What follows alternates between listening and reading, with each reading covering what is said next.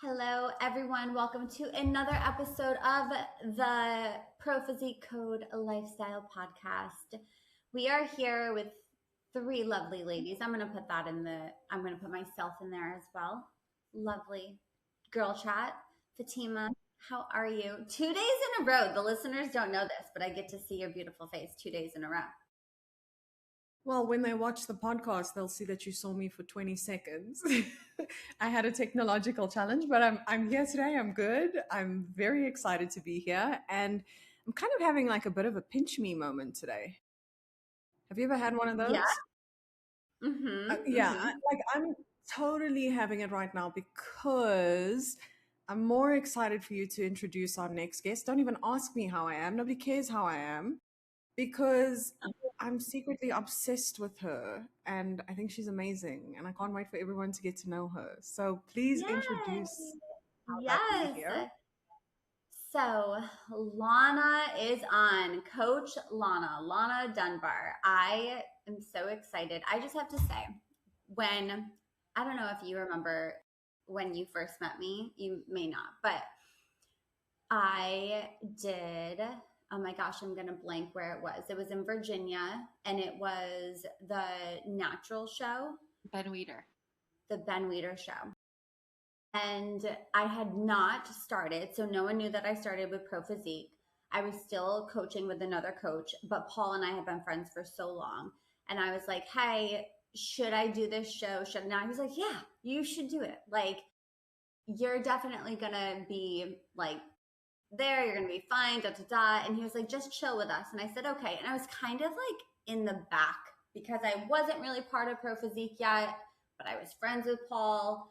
And I remember specifically, we were in the lobby and we were like coming down the stairs, like right before going in, and all of his clients had to do like little check-ins. And you came around the corner and I was like, well, fuck me. Like, okay, I'm gonna go home now. Because I remember little kids stare and like their mom or dad has to be like, hey, stop staring. I remember being like, how does one hold on? Is that like a mask that she put on? Like, how does one do her makeup that good? And like I just I remember being so like, huh, I'm not there. And I'm pretty sure I need to go use my straightener again. And like I'm pretty sure I forgot my lashes and like or something's wrong here. Like, where am I? And you ended up winning your pro card there. Oh, I was gonna say But that must have been the pro card, right? Was it? Wow, you've been there since the beginning. That's crazy. yep. So I got to like watch you. Like I got to watch you backstage and like I admire just like you and your husband. You were so like this is what it is. It does everything's on point. And then I got to watch you on stage. Because I was in a different height class than you.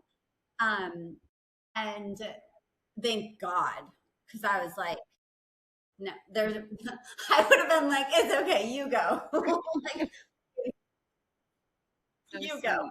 Yeah, Ben Weeder. I have done 4 of them ever since Have you? got the pro card. Then I did one the next year. Was it 3 or 4 actually? Now I'm blanking. I just know I keep going back to Virginia. Yeah. I mean, it was an amazing show. And Yeah, definitely. yeah, but that was my first like introduction of you. And I just knew, I mean, I've been in the sport for so long. It's almost been like, oh God, like 15, 18 years now. It's been a long time. And I was a judge. Like, I do have my pro card. I did win like the Yorton Cup. Like, I've been around like pretty high caliber. And you know when you can just visually, like, you're like, that's the girl. Like that's someone. Yeah. Like you just know. Your Yeah. eyes. Yeah. And that was you. And I was like, okay, that's it. Everybody else sit down. She's already It was awesome though. So that was my first time meeting you So secretly. I don't even think I introduced myself. I think I was like a stupid little child and was like, what do I say? I mean, honestly, I still, I obviously wasn't a pro back then, so we still like didn't have a name for myself. I feel like the like building your name that only came after the pro card, and then because Paul and I did so many shows my rookie season, and then people started to maybe know, if you're a bikini girl at least, not anybody else, but maybe know like, oh, Lawna, the girl who wears red, or the girl who won't stop showing up to shows, or like whatever. Yeah. But Yeah. yeah, it's been an Yeah. amazing journey so far. So, like, Absolutely. Go ahead. I have so many questions too. Go ahead.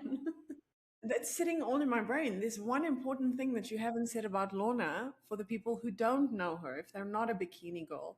How would they see Lorna and where do we see her? You announced that. Oh my gosh, my friends, it's my greatest, deepest honor and pleasure. I feel like I'm getting an Oscar right now, giving you this little piece of information that feels like gossip, but it's not.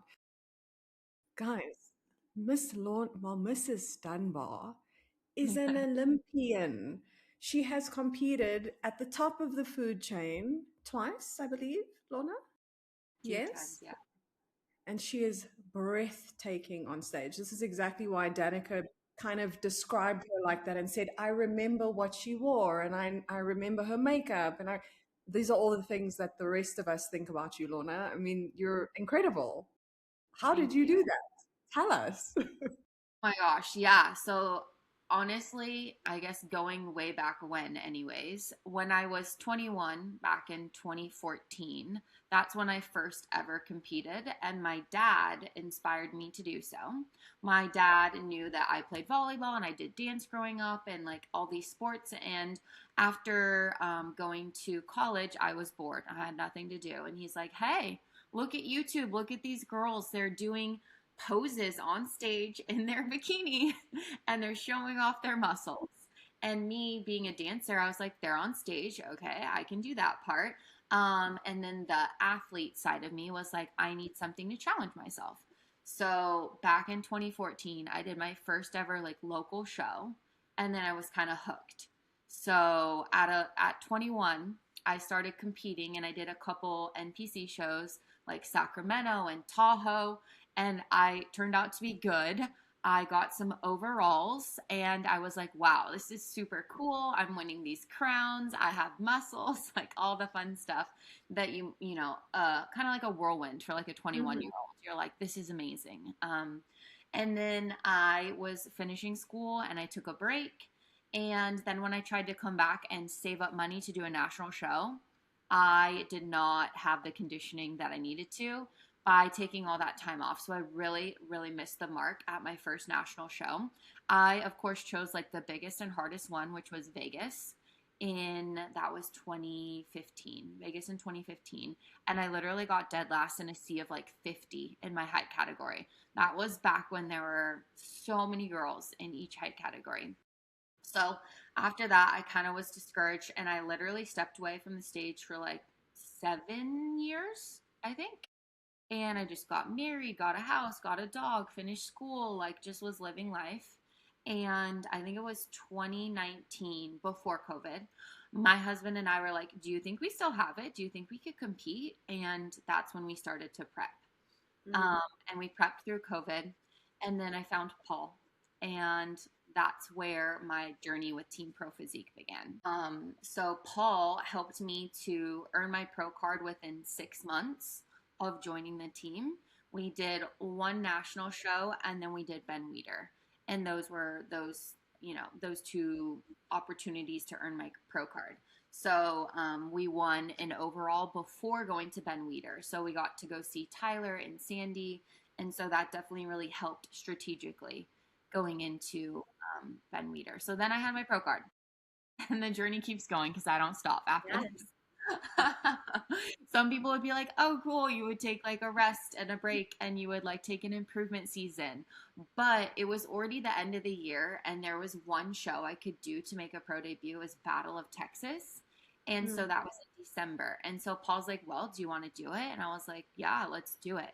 So I ended top 5 at Battle of Texas with Bill as my judge. And I was like, oh my gosh, my wildest dreams just came true. Like I was recognized at a pro show in a top 5 and my mind was like blown. And then Mm. that was like the seed that planted that I was like, maybe I can be good at this pro level, you know? Um, so that was super exciting. And then we just took a little break from there. So the seed had been planted though, you know? Yeah. So then what was next? What was your, after that, you took a little break, and during your breaks, were there like parameters now that you were pro level where Paul was like, we have to stay, or not Paul, maybe Paul and you decided like we have to stay within these ranges? Yeah, I think after realizing, like, okay, I could be noticed in the sea of women, right? We knew that I wanted to compete in the next season, so the next year. So obviously, just taking December, January, kind of February, honestly, like a little 12-week, not much, because I did want to come back in the spring and I wanted to start off at the beginning of the season. So we honestly didn't go up too much. We just, had some maintenance calories, all of those good things. And then we decided to come back in April in one of the first shows, which I believe was Girl Power, right after, the Arnold, pretty much. So went to Girl Power. I got food poisoning going into Girl Power. I didn't tell anyone because I was like, I don't want poor me or woe is me. I didn't want any pity. I just was like, whatever. We're going to try to figure it out. So I had some digestion issues, needless to say, and red eyes, traveling overnight, blah, blah, blah. I ended in 7. It wasn't like a hard pill to swallow. I understood I didn't look very good. And obviously, it's only my second show. So I'm like, please just notice me still. I'm like, will you notice me in this lineup? So 7, I was happy with that, with all things considered. And then we ran it back to Wasatch, which was only a week or 2 later. And that was another pinch me moment. I was up there with Ashley Kaltwasser and India Paulino. And I was like, oh my gosh. Because I used to watch India on YouTube, like back in 2015. Like she was the hot stuff back then, wearing yellow and black and just all her sass and energy. So I got to compete with both of them, and I ended up 3rd at Wasatch. And so I was like, oh my gosh, like another pinch me moment. And so we just kept going and going. I was having fun. My energy was high and food was in a decent spot. Actually, at some point I stopped doing cardio because I was so like, I don't know, my body was just using everything for fuel. So there was like probably 3 to 4 weeks where I had 0 cardio during this spring session, I'll call it. Okay. So we did Wasatch, we got 3rd. We did Sacramento show right after that, and Paul came all the way to California because he had a handful of us girls, and I got 3rd at that one too. So I was like, wow, we're racking up. It was points back then. Okay. Yeah. So you either win and you're in, or you're collecting points. And I'm like, okay, I'm getting a decent amount of points. This is great. And we just kept going and going and going. So I did a full spring to summer, and then I took another break again. Just because I needed to like refresh. Yeah. Yeah, absolutely. What were some things that you felt where you could potentially have gotten like a little bit burnout, where you were like, it's time for me to reset? Like, what are those moments, or what are those markers for you that remind you like, okay, time for a reset? Yeah. A couple things. Obviously, like people always think like, oh my gosh, you're doing so many shows. How are you, like paying for all of this? That's a good one, right? Like accumulating, like saving up your money and like restocking the savings and like all of those things, just kind of like hunkering down for a little bit. That was a good one.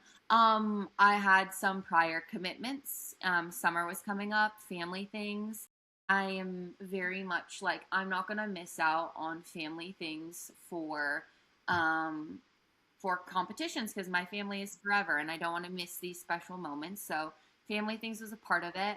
Outside of that, I had been seeing a lot of different judges that I could, but it's almost like I needed to wait to see more panels, more people, different people, um, so that I could get different feedback and then see if anybody like had or taken a liking to me too, to make me want to place higher. So seeing different judges was part of it, and just mentally, just needing to come back with another like lit fire.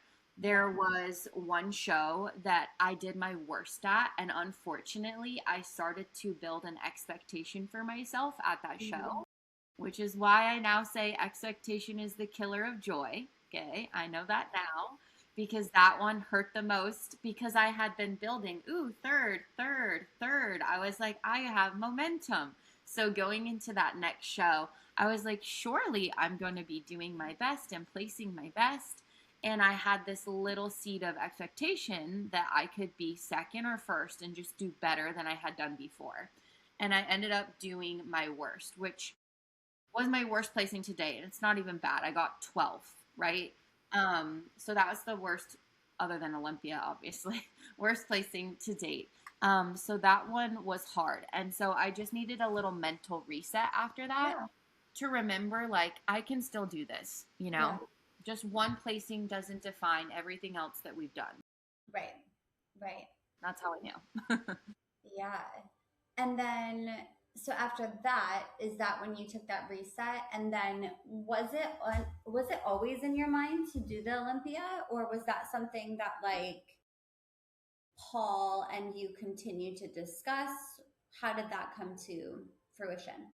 Yeah, great question. So I took like another, I'll say 8-10 weeks in the summer to kind of reset mentally and physically.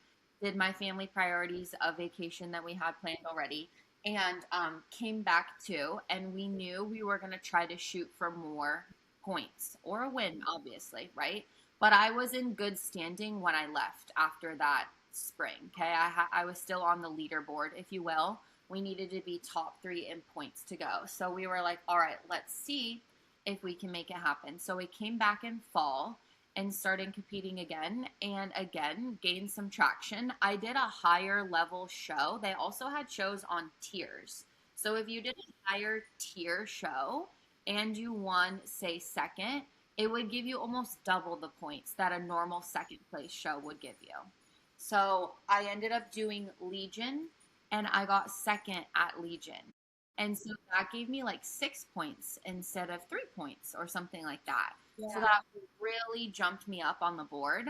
And it was kind of in that moment after I had done that show that I was like, I think I literally can go. And everything inside of me was like, I'm not sure if it'll happen, but I'll only know if I literally give it everything that I have. Yeah. And we're just going to find out, like, let the chips fall where they may. So that's what we did. With his, support, he was like, yeah, I think we can go for it. We can do this. You're in a good place. And so I ended up competing in the last qualifying weekend. It was a show in Hawaii. At that point, I was like, husband, you need to stay home. We don't need to pay for another flight ticket. And his mom so kindly flew with me to support me and just be there for me. So it was me and his mom, and we went to breakfast, and I kept refreshing the page for the leaderboard, if you will.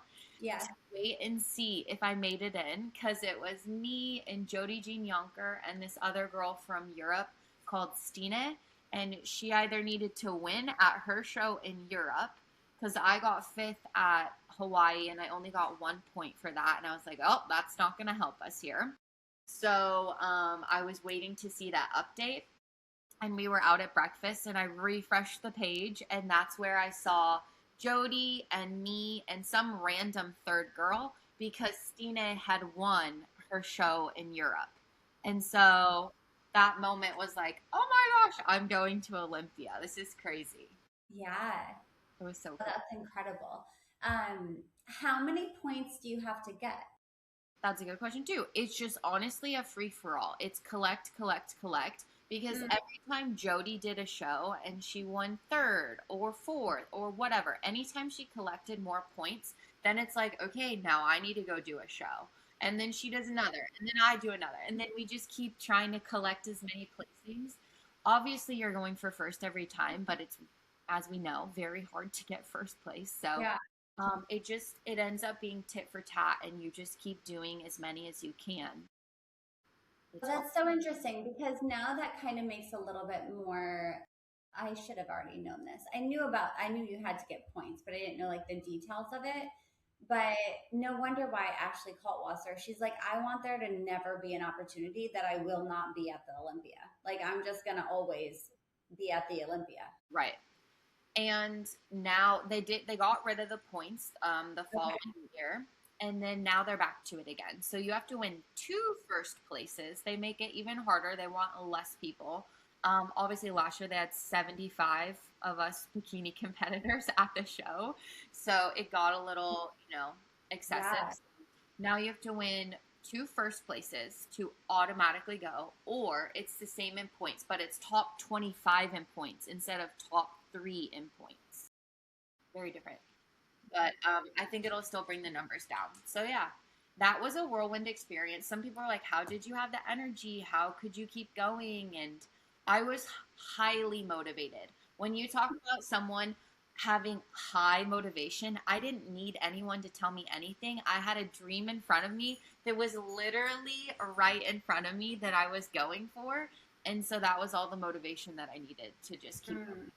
It was crazy. Yeah. Can I ask a question on that, Lorna? Because in this process that you're talking about, at the time, you were not in control of anything. I mean, you have to wait to find out if another competitor made it in order for you to make it. So obviously, I mean, just thinking about, I'm trying to put myself in your shoes and thinking about what that competition season looked like. The most important thing is obviously you need to get visibility. You need to be in front of the judges. You need for them to remember your name, your face, everything, right? So when all of that is happening and you're in this momentum for, I need to get this place because if the dream is right in front of me, I can almost touch it. I'm going to make it to the Olympia. What is the mindset that you have? Because bodybuilding is such a difficult game for me in that nothing is guaranteed. Absolutely nothing is guaranteed. Even if you ate all your meals according to the way you did, you're not going to get a trophy for that, because you're standing next to incredible, incredible athletes. So how did you manage your mindset around going to the biggest stage in the world? No matter how intimidating it was like, I need to be my best because I'm here now. What did that feel like? Honestly, one of the things I usually tell and my posing clients too is that stage time is invaluable. And it sounds hard to do that many shows, but every time I did a show, I gained new perspective on myself, right? And I also gained more confidence. So I was growing confidence my entire season, even if my placings went up and down a little bit, but I got to continue to keep testing everything, testing my peak weeks with Paul, testing my posing, testing my look. And I think by the time I got to Olympia, I had done 13 pro shows that year, and I had just built my like self-awareness of like who I was as an athlete and what I had to bring.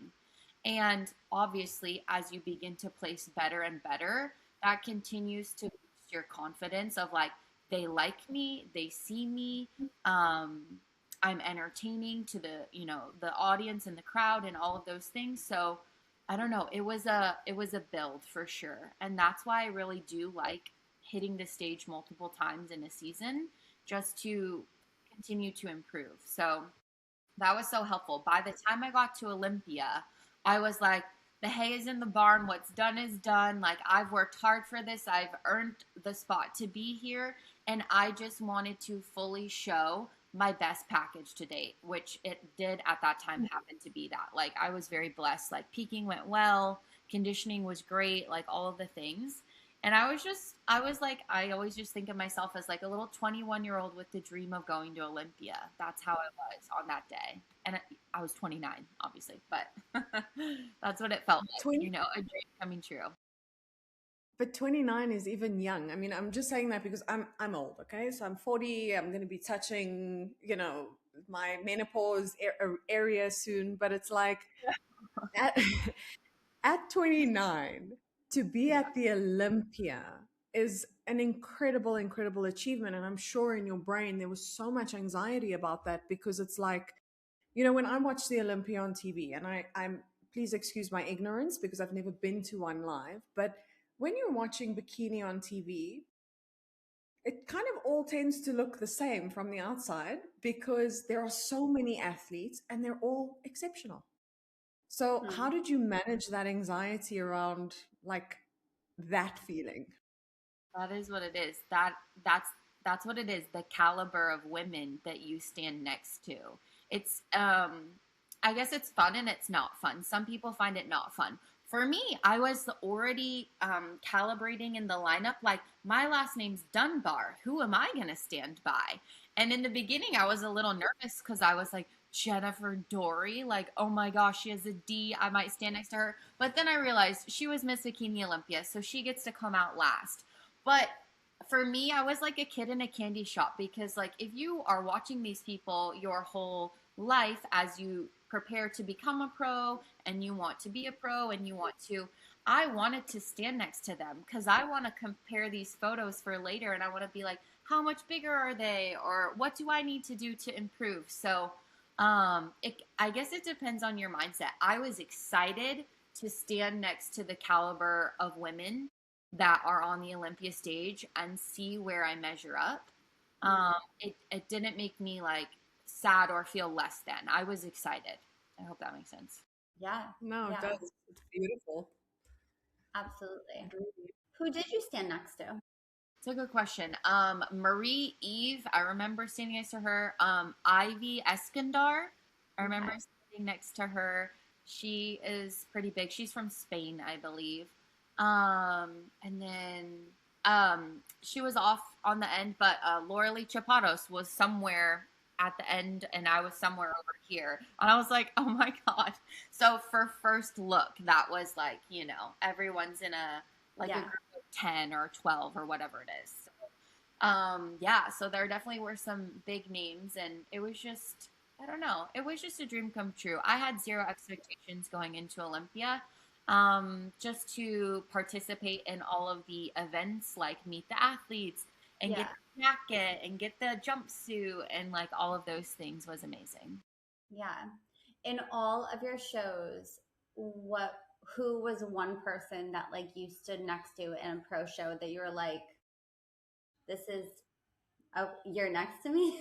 Yeah, I think it was the Wasatch. I think it was India and Ashley because that was the Mm, first time that I had stood next to, I'll call them OG girls. yes. You know what I mean? Yeah. Because Yeah. growing up watching this sport, those are the people that I would see be first, first, first, first, first. As you know, obviously, GOAT, greatest of all time. But India holds a lot of titles too. Yeah. So that was for sure a pinch me because I was like, am I really doing the walk to the back with these girls and the walk to the front? Like with their glutes, I'm like, yes, I'm doing it. I'm just gonna hold my own, Yeah. That's That was, incredible. Along the way, this is like a deep question. gosh. Just so you know, Okay. I am a deep question type of person. So, but do you feel that you lost any part of your identity that you wish you didn't lose? Or do you feel along the way that you have held true to who you are authentically and genuinely, and you were able to not have this part of you become all of you? Yeah, it's a great question.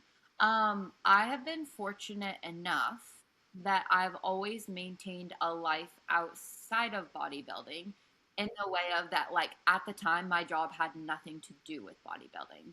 So I am a teacher. I work with kids with special needs. I go to work every day, do my job, come home, train, and then like that switch is kind of flipped on. So I've maintained different lives in that way.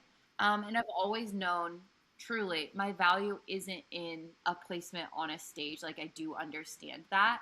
That was more so for me just a like an amazing dream and an amazing goal, but that doesn't reflect the value that I have to bring to the rest of everybody else. So I did understand that. Of course, in those final shows leading to those final points at that first Olympia that I needed, Paul and I had hard conversations, as in, do I do one more show? Like, do I do one more? And him and I both came to the conclusion that I couldn't have put in all of this time, money, energy, and effort to leave like a window or a chance by not doing one of those last two shows, like the last qualifying weekends. You know what I mean? So that's why we decided to give it everything. But as far as compromising me, I never did that. Like, thank goodness. I'm so proud. I'm so proud I didn't go back and be like, well, maybe I could just do a little of this. Or maybe this would give me an edge up. Or let, because now I'm not competing and I'm exactly who I want to be because I didn't compromise anything along the way. So you really do have to hold true in what you value. But don't be short sighted. I know people think this goal is long sighted. It's actually not. It's a short sighted goal in your life because you're not going to be a competitor probably when you're 75 or 85. And the decisions you make as a 20-year-old most definitely can affect how you become as an older person. So it is a short-sighted goal in the grand scheme of your life. So you need to make sure you're making smart choices for yourself.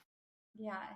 What do you think fostered that narrative or that mindset to allow you to stay in that headspace? Because you were young when you started, and that is a slippery slope for a lot of young girls that are getting a lot of attention at a young age, right? And you're getting like applauded, you're that, but like the thing that you're doing is your physical self and you're getting this positive reinforcement for it. There was something that helped you to stay grounded in those moments. What do you think that was?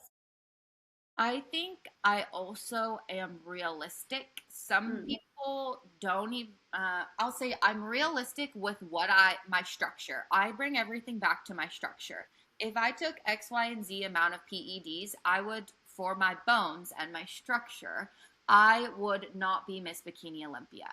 You have to be one of the 1%ers of the world who has a genetic, like God given structure of my bones line up like this, my insertions line up like that.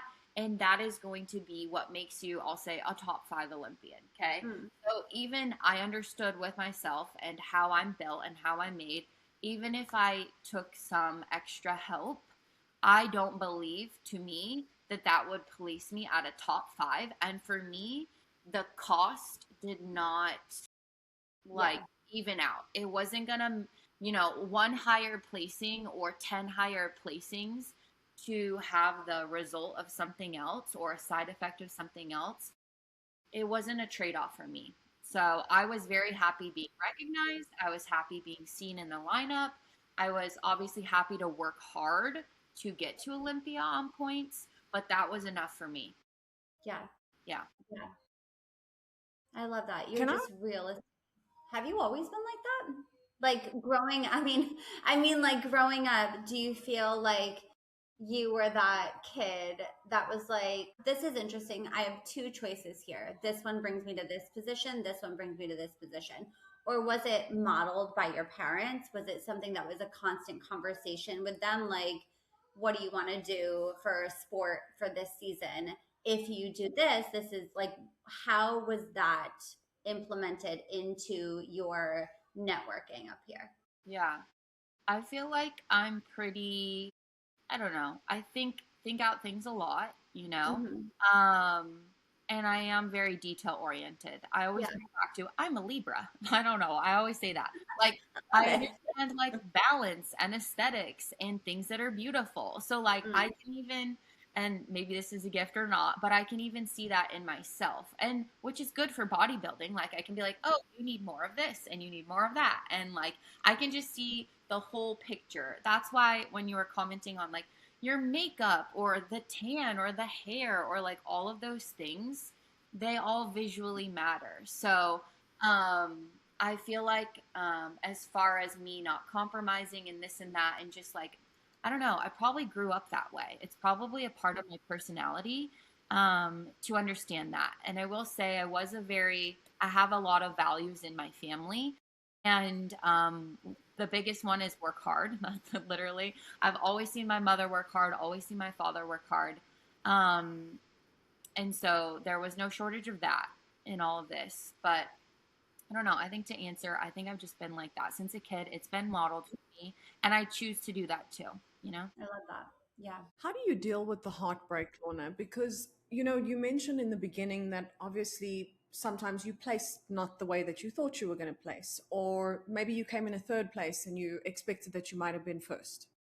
How do you deal with that constantly? Because you had gone through it for quite a period of time in that very long competition season. So, what would you tell aspiring female bikini bodybuilders right now about that? Yeah, I think part of that too is just judges and their preferences, right? So a part of building my name was going to see a lot of different panels of people, men and women, and East Coast and West Coast, and just trying to get there out there to be seen. I think it's an important part to find judges who prefer your level of conditioning, your stage look, and so on and so forth. Everyone will have a natural biases. Oh, I like harder. I like shape over conditioning, or I like conditioning over shape. So if you can find judges that favor you or that you place well in front of, that's going to go a long way. And understanding that it's, just because we're comparing apples and oranges, we're all slightly different here, right? As far as like the heartache of it all, again, understanding, I think, not making the placing the value, but and I know this is so cliche, but if you are better than you were the last time, and it could be one simple thing. My tan was dark enough and it was not streaky. Win. Yeah. Perfect. Okay? Because when I tell you things can go wrong, they could all go wrong on one show day, or you could just have one thing that's not ideal on each show day. Yeah. So when you get a blessed show day of hair, makeup, suit, tan, peaking, conditioning, and you didn't fumble on your presentation, that is a glorious day. And you literally could have gotten last place, but that is a glorious day. Do you know what I mean? Yeah. So it's perspective. I really, really did learn that. It's your perspective. It's your, am I a positive person or am I negative? Do I just want to complain, or can I find something, a silver lining somewhere where I did improve? And that's what I would always look for. That's amazing, especially as a mindset. But like, have you ever had an experience where just everything went wrong? Everything. And what did that look like for you? I'm trying to think what was the most wrong things that happened. The one that hurt the most was when I gave myself expectation. That was unfortunate. I'd never done that before. And so that felt like a hard fall. It felt like I was up here. And then I knocked my own self down because I put that on myself. Nobody else did that. I did that.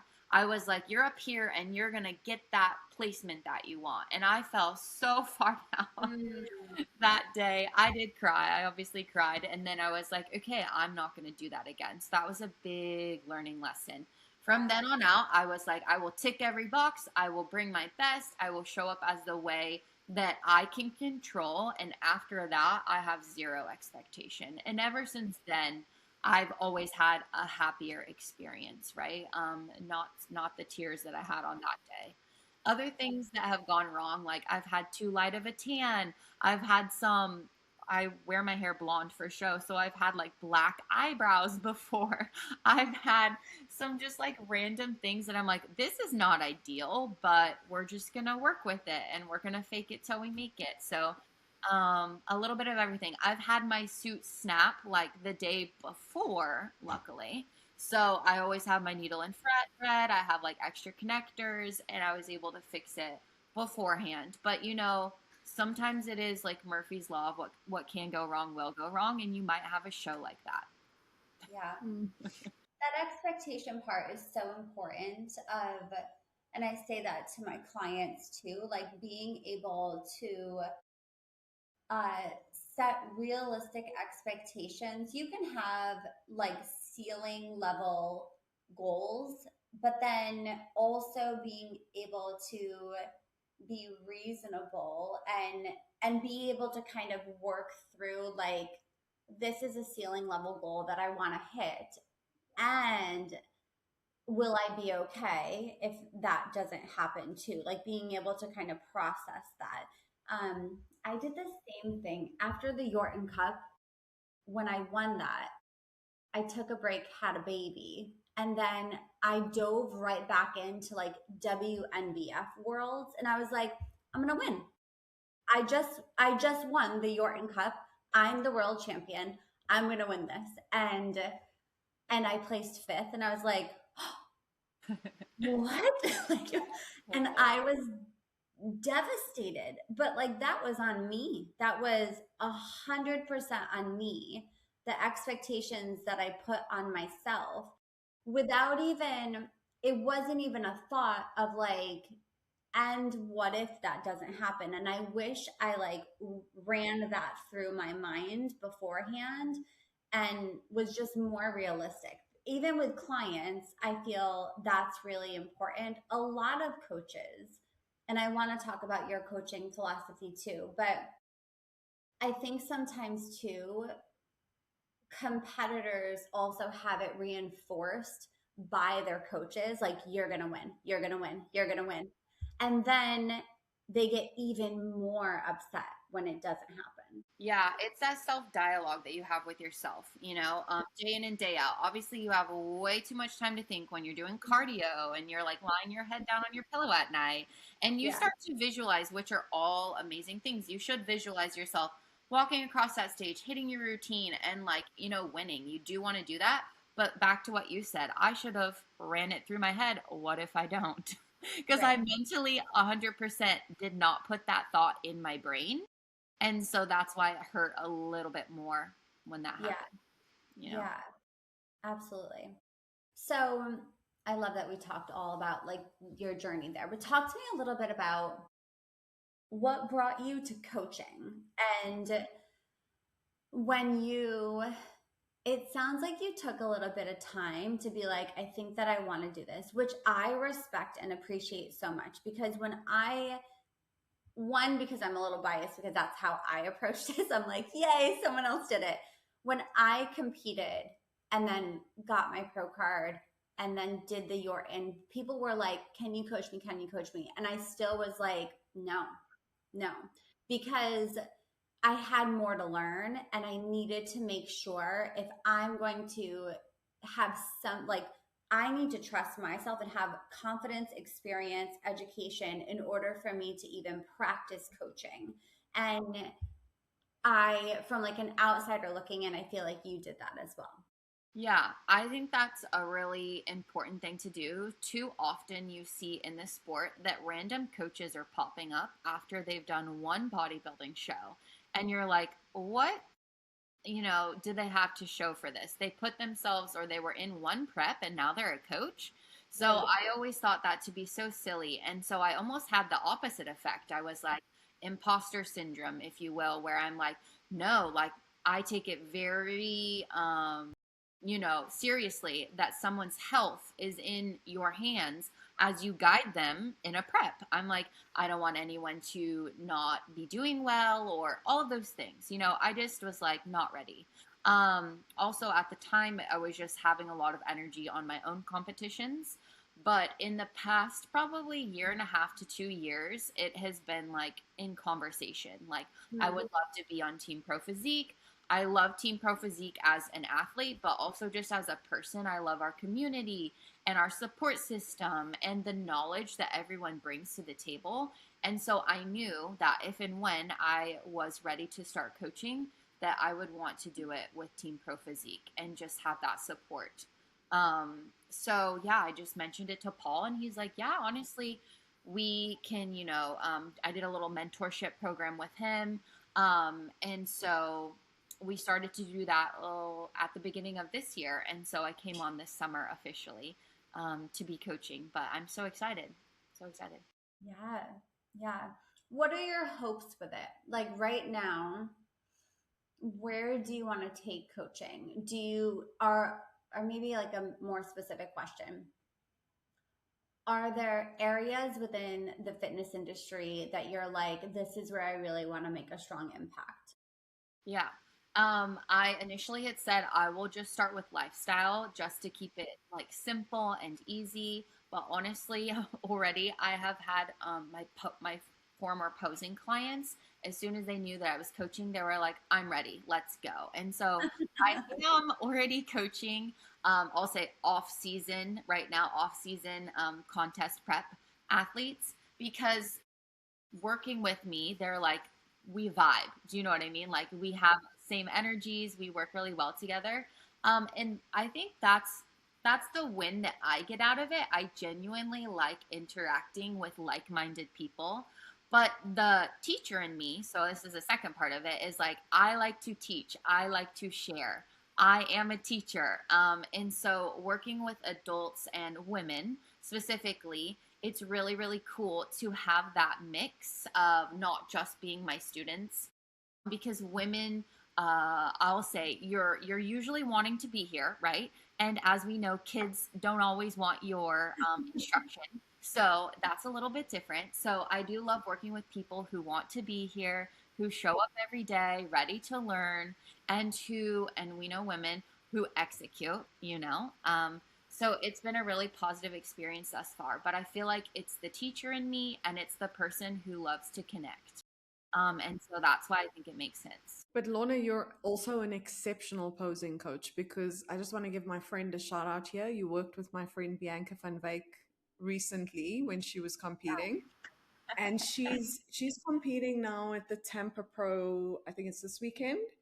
And we were laughing because she was like, I think I'm standing next to Isa Pacini and I may cry. And then I like messaged her during the week. I'm like, is Isa gonna be there? And she's like, oh no, thank God. I was like, oh great.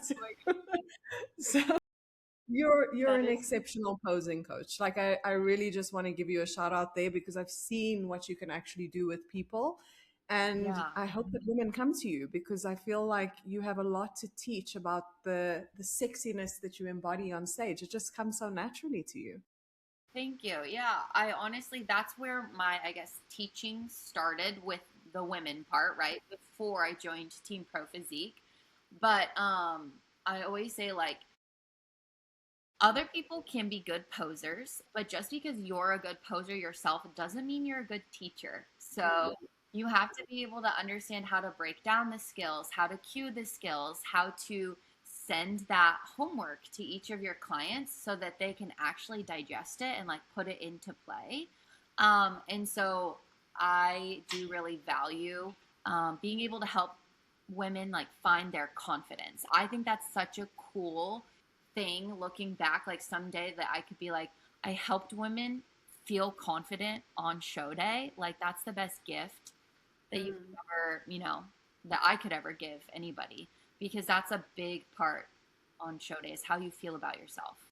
The first question I always ask is not how did you do? I always ask how did you feel? Because I care about how they felt on show day. Like I felt so confident, so beautiful, so all of these things versus like I got last place, Mm, because you can mm. still feel amazing about yourself, which you should, and not receive a medal. Yeah. Yeah. Yeah. And what would you say to women about stepping on stage? Like, how do they get rid of those show day nerves so that they can show up as their most sexy and confident self? Yeah. Um, kind of like well, it's a build. It's a growth. Confidence grows, right? And it grows as you keep these promises you make to yourself. I.e., I'm gonna go do my cardio. Tick. I.e., I'm gonna do 10 minutes of posing in front of the mirror. Tick. Okay. And as you continue to keep your promises, when you are at show day and you look back on your prep, you're going to be thinking, did I do everything in my power? Did I do everything I said I was going to do? Or did I leave things on the table? Did I make excuses? And that's how I learned to look at like gaining true internal confidence. So keeping promises is the short answer for me. Yeah. I think it's the most real one, to be honest with you, because your entire, like from the beginning of this podcast, everything that you've been talking about is just executing, getting to work, not overthinking it, not overpromising to yourself, and just building confidence and skills in the things that you're doing. And I think that's really amazing. Very, very Yeah. cool to see. Yeah, it just, it goes along the way. You can't skip ahead. Like, if we're level one, we're level one, and we're going to keep building to level two and three and four. And the more you acquire these experiences, i.e., show day experience, stage experience, being in preps longer, having more off seasons, and you just continue to build on every aspect, you will grow with your confidence. So, um, I don't expect somebody who's a true novice to be having the most amazing confidence. But by the time maybe you've done 20 shows, you're a little more sure of yourself. You know what I mean? And not that you have to do 20 shows. I'm just saying it definitely grows. Yeah, Yeah. absolutely. What is something in the fitness industry or fitness and health industry that like irritates you? When people use and abuse their athletes, that irritates. Ah, When you're just using them for clout or for, Instagram photos and stage time, and you let them or allow them or make them compete repeatedly until the point that they're burned out and then they never come back again. It's irritating. I'm just like, you should put the person first. Their health is number one, and their headspace around competitions. If they're getting burnt out, it's not likely that they're going to have a positive experience by the end of their season, and they will not want to come back. So you're also not being a very smart coach because you're not going to have a repeat customer. So there's that too. But yeah, it makes me sad to see when people burn out of the sport. Or then they start to talk bad about the sport because they've had such a negative experience. They're like, bodybuilding is evil. And it's like, no, bodybuilding's not evil. What your coach probably guided you in was not very smart. yeah. Would that be something like if you were in a room of all the top coaches or all the coaches that are pretty big in the fitness industry? Would that be something that you would say, like educate? Would Sure. that be one I of mean, them? I would share that as my opinion, obviously not assuming that it looks like I'm pointing a finger at anybody. I'm very non-confrontational. I would never like I'm not like outright rude or, confrontational in that way. But if we were just talking about like, ooh, what are your icks? What are your this? What are your that? Yeah. I would totally say that. And yeah, someone in the room might be that person, but I'm not gonna like make it obvious that I'm like looking at them. Yeah, yeah. I feel like the teacher in you would be able to do that. When Yes. like one Yeah. person's being a bully and you're like you Yes. address the class as a whole. Exactly. That would be my style. I would like do a blanket statement. And so like if you feel that you're being a bully, then yeah, then it might make you feel a certain way that I said that. Exactly. What is a shift in the fitness and health industry that you like is happening?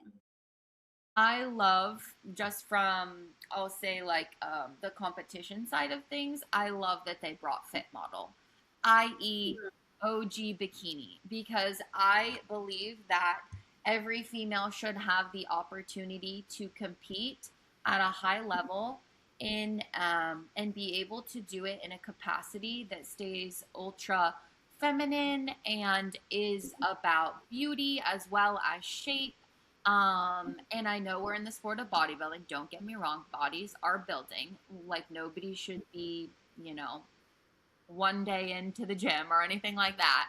Right. But I just love that category because if I'm being so honest, that is why I started bodybuilding was OG bikini. So, Yeah. um, I think all women should have that avenue to compete. Yeah, that way, Yeah. pretty much. Yeah. So I do love that. I don't know. And I feel like, the internet is both good and bad. It can perpetuate, trends and like diets and all of these things. But also, there's a lot of mythbuster people out there who are also sharing, like, what it actually is. So, whether people choose to believe they can take a magic pill to reach their goals, or whether they choose to believe the person that's telling you, it's like, we just got to be consistent, we got to put in work, we got to put in energy, and the results will follow. That's up to the consumer, I guess. Right. Yeah. So, Lorna, I mean, listen, first of all, I just want to say, please join us again on this podcast because I love your mindset. I feel like you're like a ray of sunshine. There's nothing negative that you've said here in this conversation. And it's just because you embody positivity. So I love that. But I wanted to know, like, in this journey now, with all that you've achieved and all that you've done, what is the next big thing? Because we all know Olympia is still there. Like, it's still a goal that you need to achieve. It's something that you've done twice before. And I saw your post the other day about, your placement the first time versus the second time. So, what are you, what are you looking to achieve now without putting out a large expectation of yourself? Yeah. I think I am completely, again, back to being the self aware part. I've achieved my dream of going to Olympia. I did that one time. B, I did it again, right? And so now I'm ready to turn the chapter and start receiving other accolades in different areas. Like, I think I've reached my personal pinnacle or peak as a bodybuilder myself, but I would love to be able to pour into other people, i.e., via my posing or my coaching or even lifestyle clients. I'm working with one lifestyle client right now, and we are having so much fun because she's seeing so many results, and this is a whole new world to her. So I find that really, really exciting when somebody is just diving into what are macros, what is training, what muscle am I working. So being able to help others find that excitement for fitness and health and all of those things is kind of where I'm excited to start diving into. Yeah. I think I you're love going to that. be amazing. You're going to Oh be God. amazing here at Team Prophecy. Yeah. No doubt. Girl, if you can make it to the Olympia, like you can do anything. Don't ever Thank Yeah. doubt I, yourself or think I also small. tell my clients, I'm like, if you're a mom, you can do anything. Like, if you're a mother, you Yes. literally, oh, prep is going to be fine. You're a mother. You can do this. Do Yes. hard things. I Yeah. wake up every morning and I'm like, I can do hard things. Exactly. Exactly. No, women are amazing. They Yeah. really are. They They really really are. are. Um, what is I've been doing, I don't know if you knew this, Fatima, but I've been doing this on the ones that you haven't been on. But what is I'm a book sorry. you are reading right now, or one that you recently read that was like, heck yeah, I want to share this with the world? Oh gosh. It's been a minute since I read it, and I'm not going to remember the title correctly, but I can explain what it was about. It has a lot of great quotes in it, and it's about a rugby team from New Zealand. I'm not going to remember the title of it. Oh, oh, You might know. I don't know. It's Amazing. probably I pretty do know this one. Oh my gosh. I think my husband, rugby team from New Zealand. Oh gosh, I can't And remember can what I it was just called. say, in South Yeah. Africa, rugby is like our number one sport because we're the world champions for like the Oh my, last couple of years in terms of the World that's Cup. So I amazing. watch the New Zealand rugby team purely because the Yeah. men are very, very hot and they Oh, and they also I and they love also that. have like such a cool cultural thing that they do in the Yeah. haka before that. It's beautiful. For anyone that's never watched rugby, watch the New Zealand rugby team and you'll understand. It's so was Yeah. it gorgeous. Did you see it, Danica? Did you find it? Legacy? Yes. Legacy. It's been a minute. But I remember when reading that, it was just so like uplifting, powerful, amazing, amazing one-liners and quotes, like things to live by. You know what I mean? You're like, my whole life could be centered around this motto. Mm, yeah, yeah. So that would be It's on on my Audible. a good list. Yeah. My husband must Super have downloaded inspiring. Just the story about the team. And yeah, I like that one. So I do recommend that. that. Legacy. I love it. What a legacy. Amazing. There are so many things that I want to have you back on and talk about. I think mindset is a big one because I think having understanding perspective and how to use it to your advantage is really amazing. Like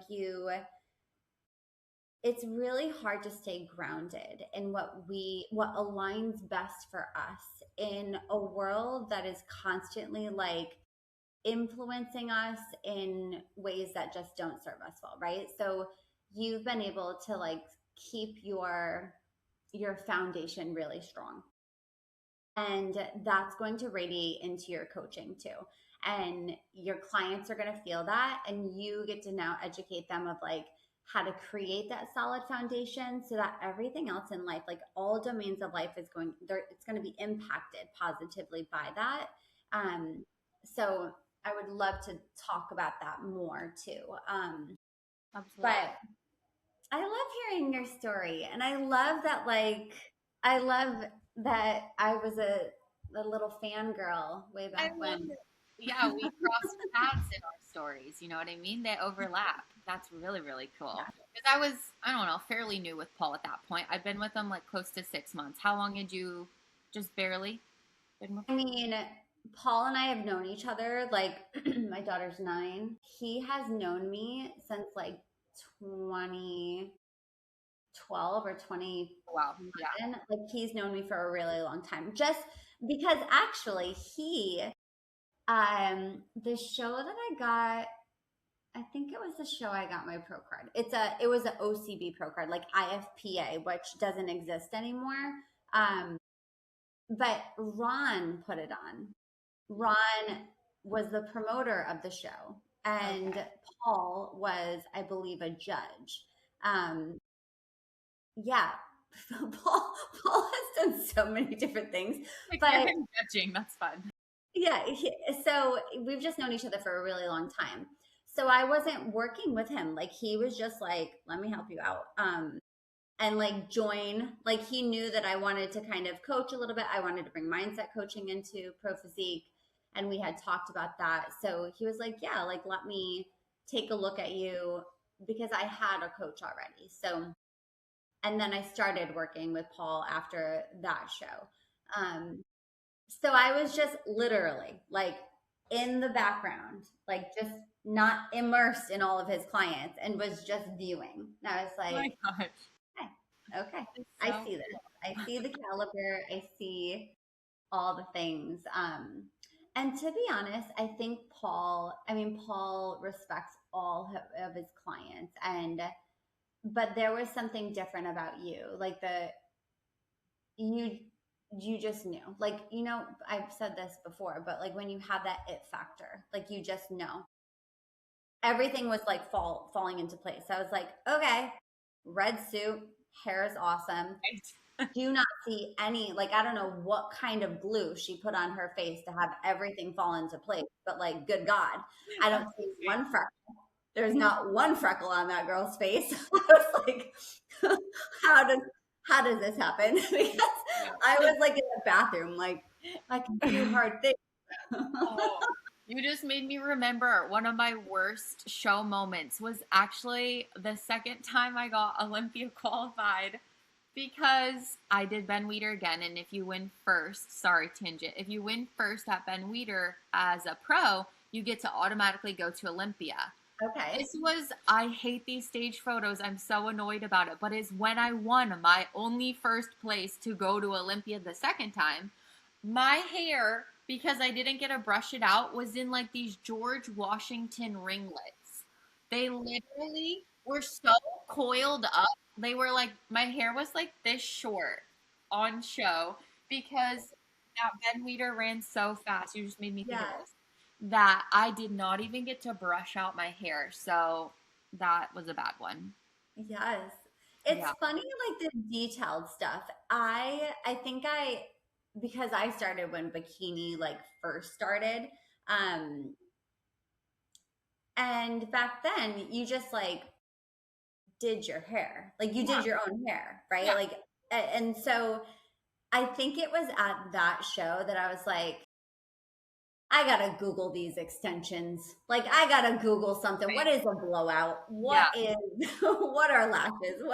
Because even though I understood that like you're on stage and you have to present that you're on stage, right? It has to be like stage makeup and stage hair and like you're on stage. Yeah. You don't realize how important that all is. And it makes a big difference because girlfriend was not like the amount of hair that I had was not covering it. Paul was like, "What did you do with your hair?" I was like, "I blew dry it this morning and I used my straight iron." He was like, "No." More. He said no, just like that. He was like, "No, no." He would do that. Yeah. I said, "Roger, copy that. I can see now." It's so that. good. Oh my It's just my like gosh. the amount of makeup you actually do need to wear. Like your everyday makeup will not cut it. It will not show. It will not pop. Same with your hair. You need all the clip-ins, all the yeah. You need it all. It's wild. Yeah, I thought I could skirt by and I did not. I mean, yeah, I just did not. When people are like, I could do my own because a little bit of a tangent, but my husband used to do my tan for me and like way back when it was like Jantana and like Yeah, that sounds familiar. it was like putting it on with gloves and then standing there multiple times like and my husband would do the tan and there wasn't tanning booths. There wasn't that or people would just go and get a spray tan at like the local tanning salon and but now there's like there's time to level up. Oh my gosh. Yeah. Anyways, there's so much I would love to talk to you So about. much. Where can people find you? Like now you're on the website, you are at Pro Physique, like they can Yeah, you can there. find me at Team Pro Physique's website. If you're interested in posing, I also have my own posing website. It's polishedpresentations.com. And of course, Instagram, IFBB Pro Lawna, all of the places. So yeah, Awesome. you can find me. Yay. Well, thank you so much for coming on and we will have you back on it for sure. That would be so fun. I would love it. Thank you, ladies. Awesome.